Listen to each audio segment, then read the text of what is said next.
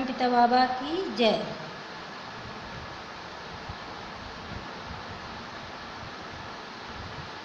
आज मेरा विषय है कृष्ण और राम।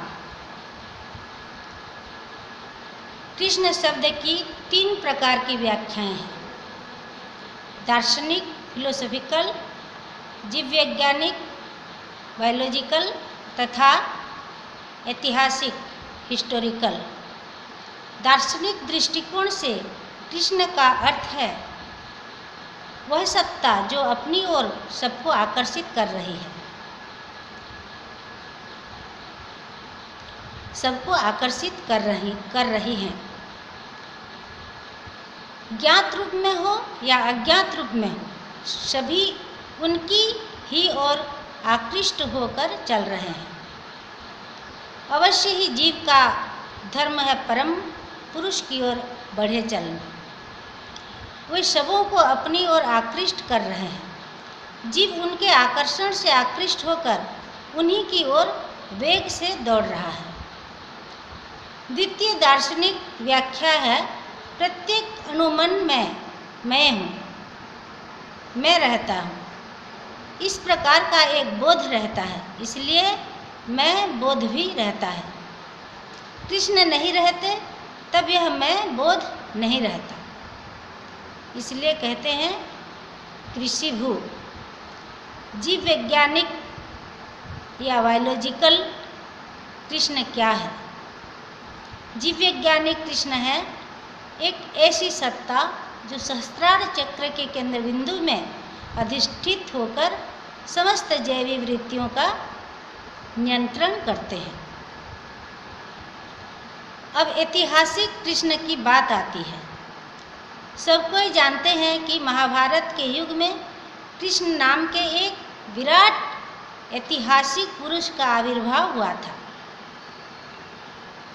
जिन्होंने धर्म और नैतिकता की प्रतिष्ठा के लिए स्वयं संग्राम किया था और दूसरों को भी संग्राम में उद्बुद्ध किया था। परम पुरुष का और एक नाम है राम। इस राम शब्द की भी 3 प्रकार की व्याख्याएं हैं। योगी या आध्यात्मिक साधक सीमित वस्तु से संतुष्ट नहीं होते हैं, वे चाहते हैं अनंत असीमित कुछ। नाल्पे सुखमस्ति भूमेव सुखम। सीमित खंड सत्ता से आनंद प्राप्ति संभव नहीं है। जो असीम सत्ता अनंत है, संधान दे सकती है, वही सत्ता है राम। रमन्ते योगिन यस्मिन्। राम शब्द का द्वितीय अर्थ है राति महीधर राम। इस विश्व की सर्वापेक्षा प्रज्वल सत्ता है राम। राति शब्द का आदि अक्षर है रा और महीधर शब्द का आदि अक्षर है म। दोनों मिलकर हुआ राम। इस सौर जगत में हम लोग सूर्य से शक्ति प्राप्त करते हैं, किंतु सूर्य किससे शक्ति प्राप्त करता है? हाँ, वह परम पुरुष से शक्ति प्राप्त करता है। इस विश्व ब्रह्मांड में अजस्त्र अनगिनत सौर जगत है और इस समस्त सौर जगत के केंद्र बिंदु में है परम पुरुष पुरुषोत्तम। वे ही विश्व ब्रह्मांड की सारी शक्ति के मध्यमणि हैं और केवल उन्हीं से सूर्य प्राप्त करता है शक्ति। इसलिए कहा जाता है राति महीधर राम। राम शब्द की तृतीय व्याख्या है रावणस्य मरणम राम। रावण शब्द का आदि अक्षर रा और मरणस्य का आदि अक्षर म है। यहाँ म है, ये दोनों मिलाकर हुआ राम।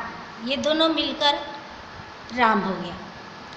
यहाँ रावण शब्द का क्या अर्थ है? रावण है पुराण में वर्णित 10 मस्तक विशिष्ट एक काल्पनिक चरित्र या पात्र। यहाँ 10 सिर हैं मानव मन की बहिर्मुखी वृत्तियों के द्योतक।